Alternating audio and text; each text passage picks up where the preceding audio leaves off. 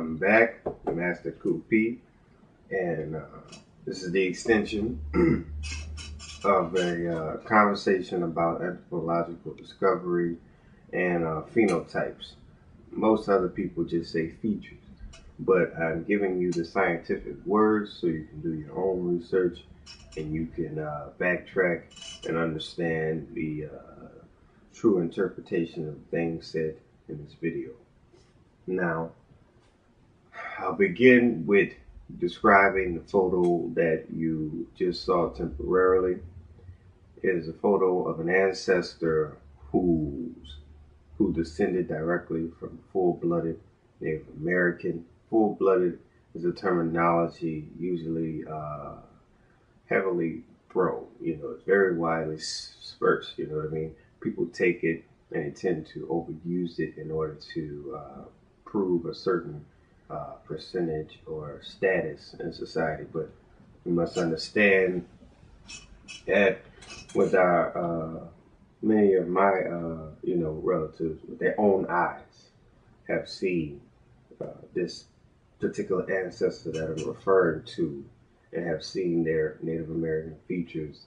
They have also listened to the language that they spoke, and grasped the culture, so therefore with experience I can make that statement.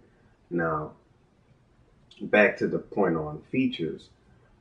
As far as features, we tend to take things like, slanted eyes, give it to Asians, wide nostrils, give it to, Africans, or high cheekbones to Native Americans, and so forth. But there's more to it.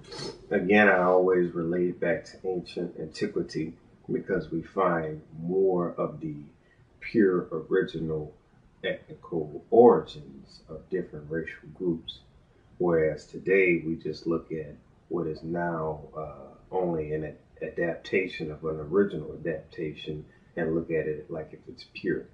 For example, you cannot take an Italian and try to find a Greek or a Roman out of his mixture. That is impossible, but the simple fact is the Greeks and Romans that were similar to the modern Italians were the very few who had came into Egypt and had mixed with Black Egyptian Kemetic peoples. Therefore, what I'm saying is we relate them by admixture instead of actual origin. An actual Native American origin can vary for the simple fact is different Native American groups throughout the long period of their histories came in contact with different peoples. For example, if we look at the first 13 colonies of America, then we can see how the very dark Native Americans on that coast, what is now the East Coast, became eventually a creolized people, where now their descendants are from dark brown to very, very light. And we can look at other regions like the Arizonas, Texas, Mexico, and so forth, where the people are somewhat of an orange hue, and all the way to a very, sorrel or a strong caramelized brown. And they have these pure native features as far as very, very straight hair, maybe even straight eyebrows, just different things like that. And we would tend to think that because they're, they're darker, even though they're really indigenous peoples, we would think because they're darker, they may be Afro-Mexican or Afro-Latino or, just the admixture with African. But that is not the case. Most of these peoples that the different discoverers like Columbus and many others, ran into looked like this way before they had ever seen an African of the diaspora, at least. Also, they also had contact with Africans before a slave trade could have even been fathomed, okay, because there were migrations, naval migrations, meaning with the navies of Egypt and the ancient Phoenicians who were, the biggest traders of the time as far as maritime trading. So they would go around the world and do a lot of trading. So you'll see the influences on the Aztecs and the Mayans by them having the abilities to build, how do you say, pyramids, but not having the abilities to really use their intuitive fully as a nation, at least, to interpret the wrongdoings and the evil intentions of the conquistadors and such. Because if they had that, then possibly today we would have higher numbers of these peoples, and we wouldn't have to look at them scattered amongst every other ethnicity, because every other ethnicity claims to have Native American heritage, but the Native Americans do not have to claim this. But the simple fact is, they have been shunned, they have been pushed off into areas where they can't even, you know, claim to their ancient history.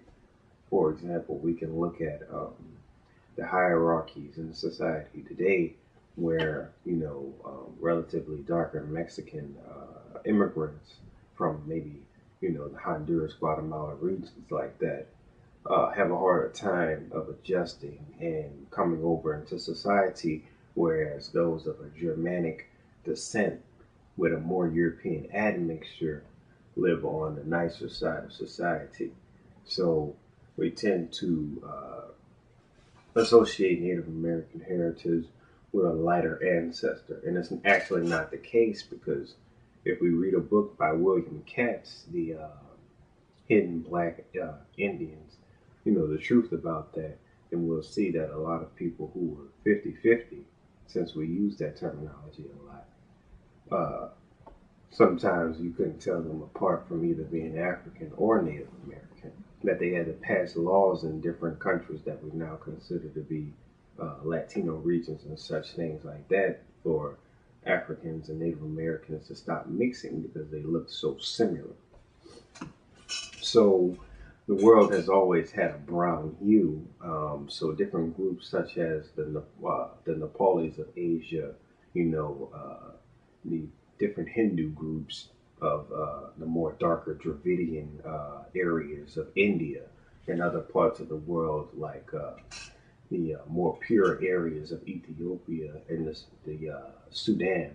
We can see how slanted eyes, strong cheekbones, prognathosism in the inner face, the eyebrows, the forehead, even the cranial structure is an ancient, it's like a pure ancient trait. And we can't break it up by ethnicity unless we're looking at the adaptation of the adaptation and what these Native Americans that I'm referring to carry that is specifically strong in their group.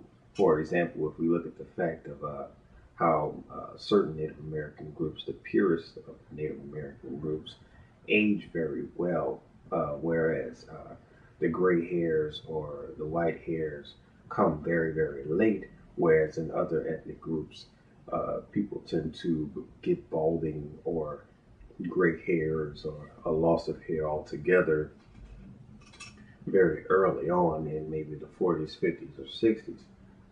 Again, a tradition of using herbs and spices and different things on the natural order, the different corns and the potatoes, and, having a sense of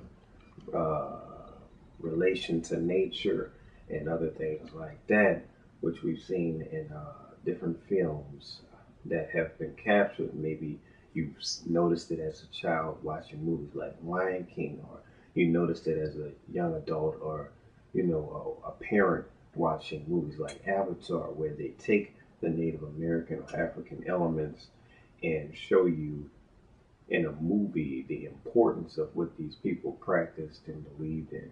So if you look at the spirituality and the origin of both peoples, you can't really distinguish them by something as superficial as a particular coat of skin. Again, because genetics are so strong that no matter what you're mixed with, certain things may just cross over from a certain line. Again, like I said, through my maternal line, certain Native American characteristics have stuck strong. And again, like I said, relatively recently, that my deceased ancestor, who was again full-blooded American, only passed away a few years before I was actually born. So me not being able to see them uh, or data bank them in my mind is it's an experience that I missed out on. But having the knowledge and the experience and opportunities to see other ancestors and to see different people in my family line, recent family line, and even reaching far back, I can say and even look in the mirror and look at myself, I can say that I know it's there.